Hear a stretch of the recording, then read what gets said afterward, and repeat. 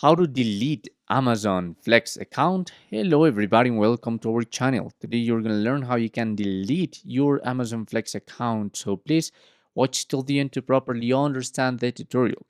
The method I'm going to show you in this video is with our email. So go into your Gmail or Outlook or whatever platform you're using, and you're going to type this email address: amazonflex-support at amazon.com.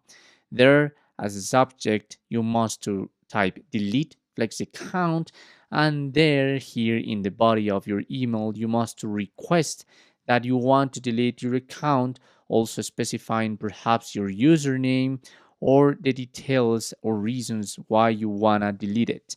Also remember that if you delete your Amazon Flex account, there's no going back, so just be really sure about you want to do it. And that's how you can do it. That's how you can delete your Amazon Flex account.